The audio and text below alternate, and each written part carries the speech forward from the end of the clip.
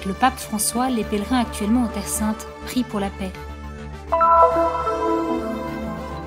La récolte des olives en Terre Sainte a commencé. Dans le jardin appelé Gethsémani se récoltent des fruits de paix. À Capharnaüm, une célébration a rappelé les moments importants de la vie de Jésus, dans la ville où il a vécu, prêché et accompli des miracles. La coordination pour la pastorale des migrants a remporté le prix Mount Zion 2015 en reconnaissance de ses efforts pour améliorer le dialogue dans la société. Les chrétiens et les communautés religieuses de la région se sont réunis à Nazareth pour prier et demander à Dieu la paix au Moyen-Orient.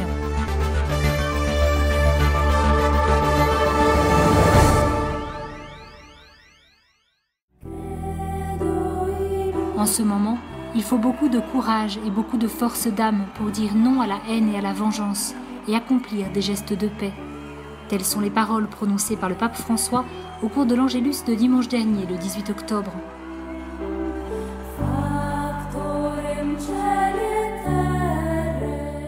Le pape, qui est venu en pèlerinage en Terre Sainte en 2014, a également souligné comment, dans l'actuel contexte moyen-oriental, il est plus que jamais décisif que se fasse la paix en Terre Sainte. C'est ce que nous demande Dieu et le bien de l'humanité. Le souverain pontife a invité le monde entier à prier pour la paix. Des centaines de pèlerins venus du monde entier ont visité les lieux saints durant la deuxième semaine du mois d'octobre et ont prié pour la paix.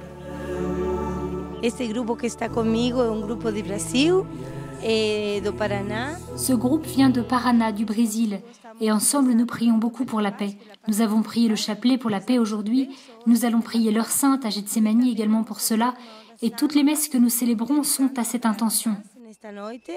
Et à la question de savoir s'il est possible de visiter les lieux saints paisiblement, elle répond: Certo que dá. Eu estive com outros grupos este ano e acho que é incremento muito grande de grupos. Oui, bien sûr que c'est possible. J'ai guidé d'autres groupes cette année. Il y a un grand nombre de groupes de pèlerins qui viennent ici. Bien que l'on parle beaucoup de danger, il n'y a rien à craindre pour les pèlerins. Que non tem tanto perigo per os peregrinos. Outre le fait que notre pèlerinage ait été préparé depuis longtemps, alors que la situation n'en était pas là, pour moi, en tant que pèlerin, il n'y a rien à craindre ici. Nous prions sans cesse pour la paix afin qu'elle devienne une paix solide et durable.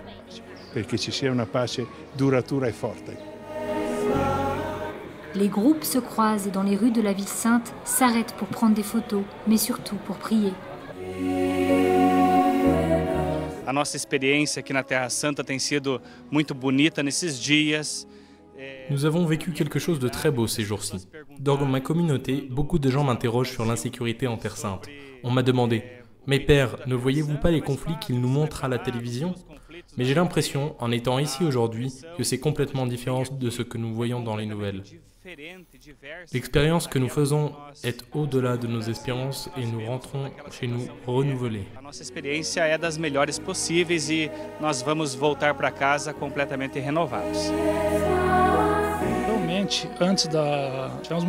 C'est vrai que l'on reçoit tous les jours beaucoup de mauvaises nouvelles, mais je leur dis toujours d'avoir la foi, de croire que ces lieux sont calmes. Nous n'avons eu aucun problème jusqu'à présent. Je suis heureux parce que j'ai été là plusieurs fois en octobre et je n'ai jamais encore vu autant de groupes qu'aujourd'hui.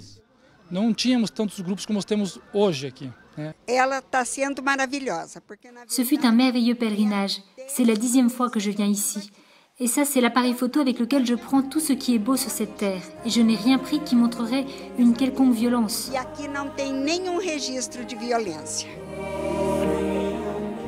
Une belle expérience aussi confirmée par la présence d'autres groupes venus d'Europe, d'Amérique du Nord et d'Amérique du Sud, de l'Afrique, mais aussi de la Chine et de l'Inde. Un mélange de couleurs et de cultures. Aux paroles du pape François, il est plus que jamais décisif que se fasse la paix en Terre Sainte. C'est ce que nous demande Dieu et le bien de l'humanité. De nombreux chrétiens de par le monde répondent « Nous sommes là, venons visiter les lieux saints et prier pour la paix ».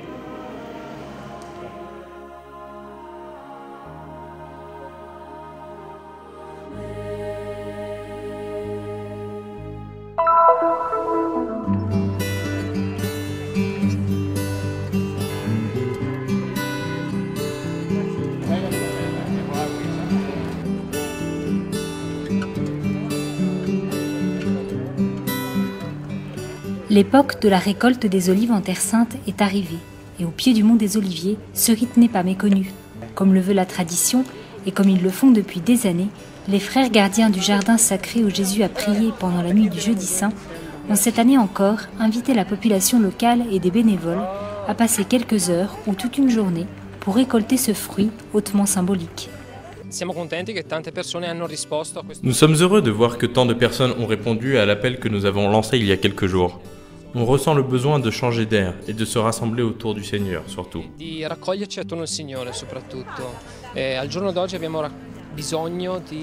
Aujourd'hui, nous avons besoin de recueillir des fruits de paix.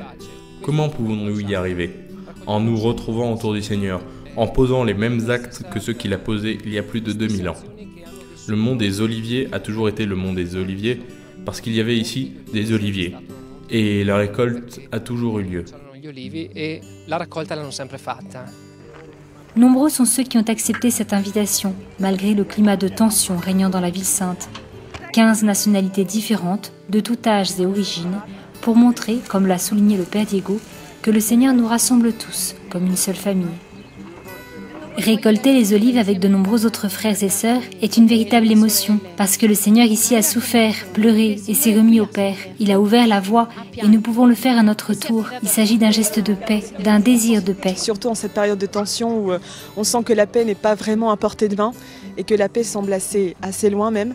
Et en fait, le fait de venir ici et de faire ce travail, de récolter le fruit de la paix, c'est vraiment quelque chose de très fort et de très symbolique pour moi. C'est un message d'amour, c'est un message de paix. Ce que nous faisons ici, c'est quelque chose que les Palestiniens et les gens qui vivent sur cette terre font depuis des milliers d'années. Et que même Jésus a fait, dans ce saint jardin. Je crois que ce que nous faisons, c'est présenter au monde la possibilité de travailler ensemble. Paix et amour, tolérance et justice, telles sont des valeurs que nous avons tous à embrasser.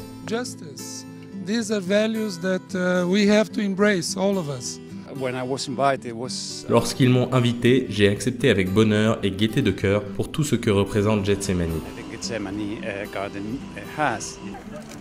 Ce rite a gardé toute la saveur de la tradition.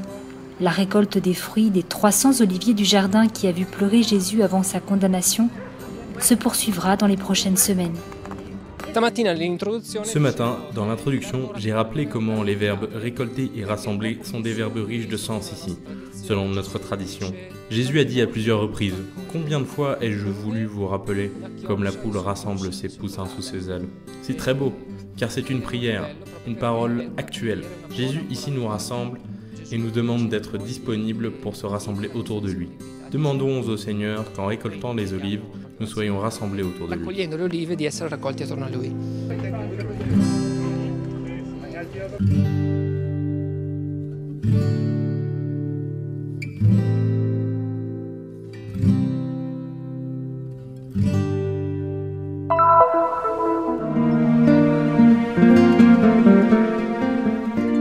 Capharnaüm, une ville entourée par la mer de Galilée.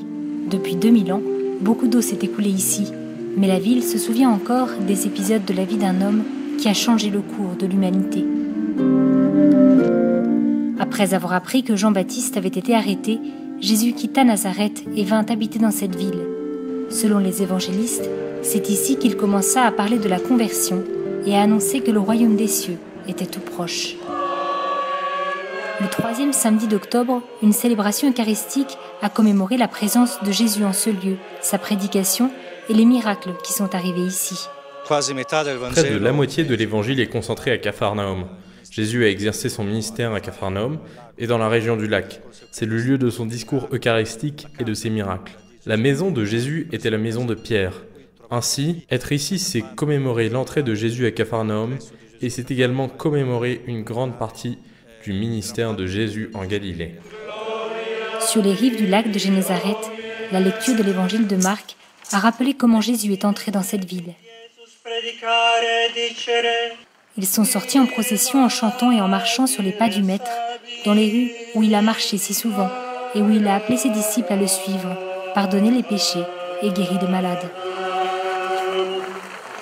Suite à la messe, présidée par le custode de Terre Sainte, le père Pierre Battista Pizzaballa, ce dernier est allé à la rencontre dans la ville de la communauté franciscaine des lieux, des chrétiens locaux de la Galilée et de Jérusalem et des pèlerins. C'est pour nous une grande bénédiction. Nous sommes très heureux d'être dans le pays où Jésus est venu et de marcher sur les lieux à travers lesquels il nous a laissé cette foi et ce témoignage d'amour et d'espérance.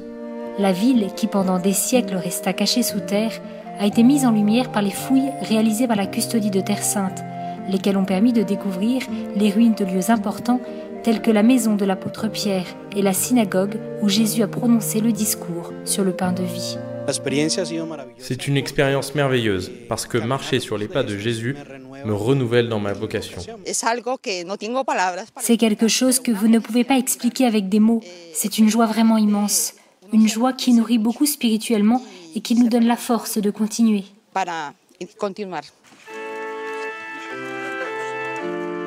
Les raisins et autres fruits ramassés à l'occasion de la dernière récolte de l'année ont été bénis en souvenir de l'Eucharistie. Le geste est aussi un remerciement pour les fruits de la terre et du travail des hommes, fruits qui ont été distribués aux fidèles. C'est très beau de se rappeler le passage quand Jésus est venu ici et a prié en ce lieu. C'est un beau moment, nous sommes heureux d'être ici. Ici, même la nature se souvient des paroles du prophète Isaïe à propos de ce lieu, terre de Zabulon et de Nephtali, route de la mer. Sur les habitants du pays de l'ombre, une lumière a resplendi.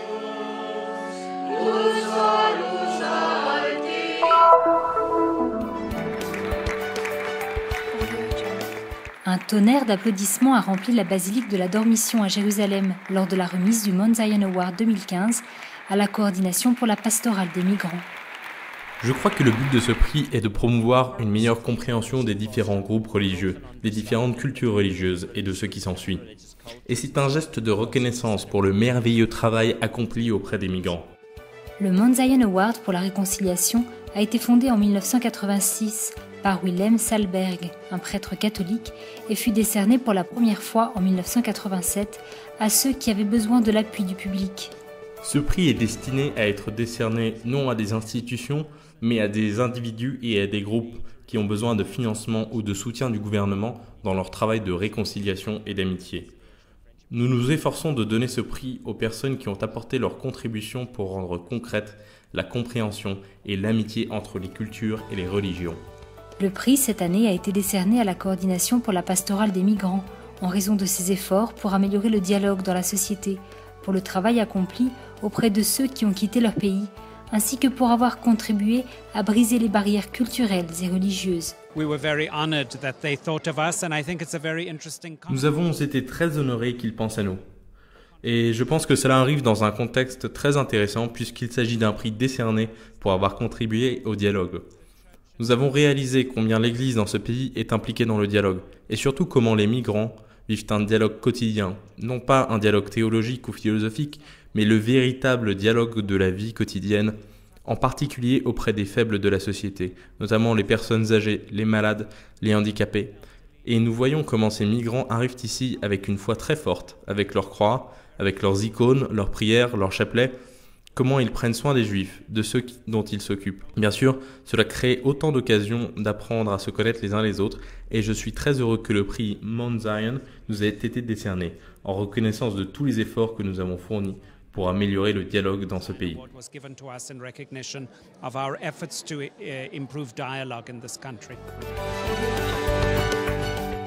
La coordination pour la pastorale des migrants a été créée en 2011 au sein du patriarcat latin de Jérusalem afin de prendre soin de ceux qui ont quitté leur pays pour trouver un avenir meilleur sur cette terre sainte. The coordination was set up for a number of reasons. Most importantly, of course, because we are... La coordination a été établie pour un certain nombre de raisons. Parmi elles, la plus importante est qu'en tant qu'Église, nous nous soucions des besoins religieux et spirituels de la population migrante. Nous nous soucions de la catéchèse des enfants et de leur formation continue dans les sacrements. Mais nous sommes aussi toujours plus impliqués dans leur vie, de telle sorte que nous sommes maintenant engagés dans des programmes extrascolaires, des garderies pour les enfants, pour aider les personnes qui sont passées par les camps de torture, de trafiquants d'êtres humains et les aider dans de nombreux autres aspects de leur vie. Et nous avons aussi un ministère très actif et d'actualité dans les prisons. Le responsable, le père David Neuhaus, a durant toutes ces années aidé ces gens à se sentir chez eux. C'est un endroit où ils se sentent chez eux, c'est un endroit où ils sentent qu'il y a quelqu'un qui s'intéresse à eux, un lieu dont ils font vraiment partie intégrante et où ils ne sont plus considérés comme des étrangers. Avoir remporté ce prix permettra de soutenir et de renforcer le travail de la coordination, afin qu'elle puisse atteindre les objectifs qu'elle s'est fixés.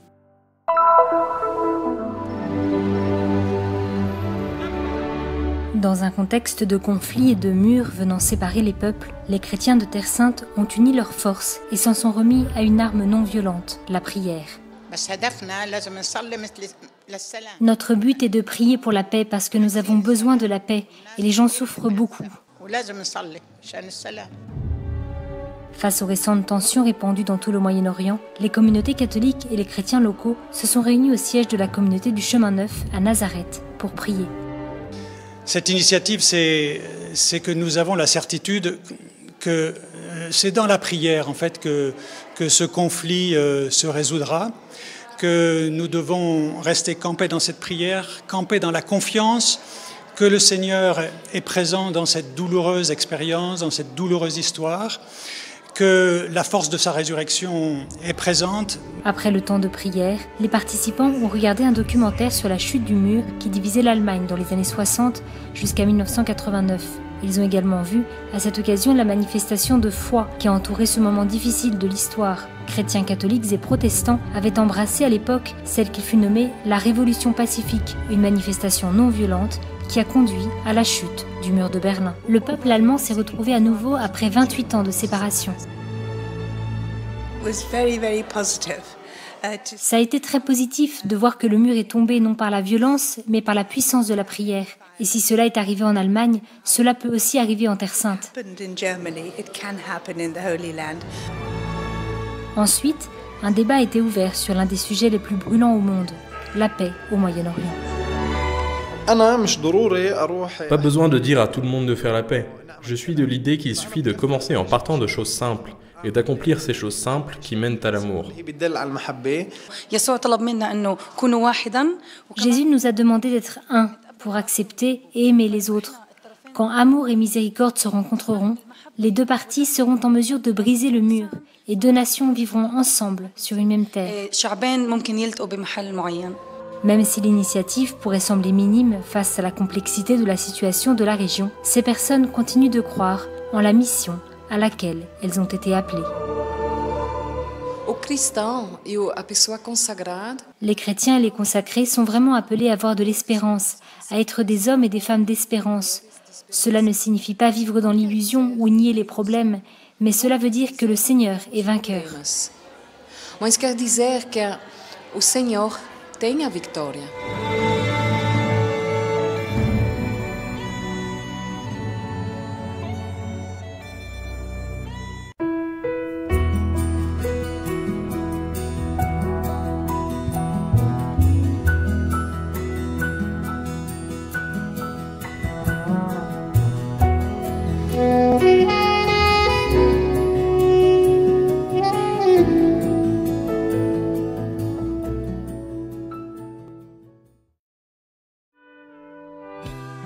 Le Terra Santa News est une production du Christian Media Center situé à Jérusalem, en Terre Sainte.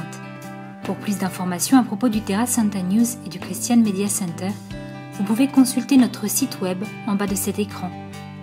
Vous serez également en mesure de souscrire à notre newsletter, d'apprécier des vidéos en direct de la Terre Sainte, ainsi que de visiter nos pages Facebook et YouTube et nous suivre sur Twitter. Venez visiter le site du Terra Santa News.